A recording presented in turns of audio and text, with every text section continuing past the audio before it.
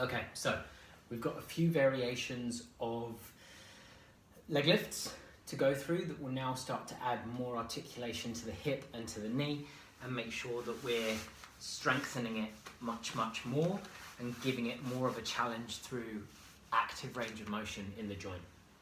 Okay, so instead of just our standard passive standing leg lift and passive lying leg lift, instead we're going to go active. So start off, what we're doing is we're doing as much of a knee lift as possible on the operated knee, driving this up as much as possible initially without the back knee bending and without the hip sinking. So from a side view, we're going into as much of a pull as possible without my hips tilting and my knee coming back. So just pulling up as much as possible.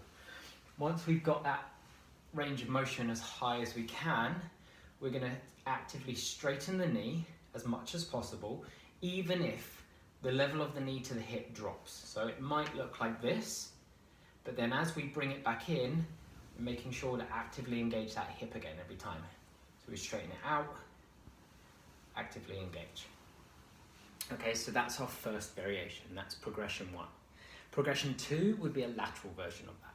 So doing exactly the same thing, except for this time, what we're doing is rotating out to the side and going for a side lift and the same thing. So I've gone my knee as high as I can. Actively, I'm trying to straighten it out and it may drop, but that's fine. I'm pulling it back up. Straightening out, pulling it back up. Now notice that we're not swaying to the side as we do that. You can hold on to something so that that's more comfortable. And that's our second variation.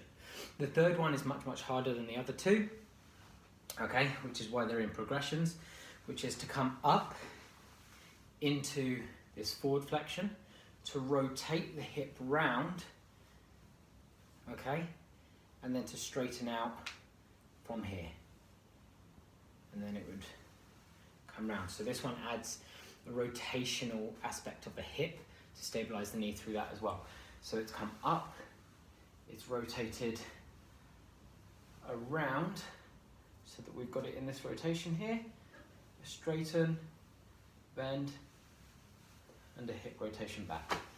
Okay, so those are our 3 variations that we can work through to add additional stress to the articulation around the hip and the knee for the knee rehab.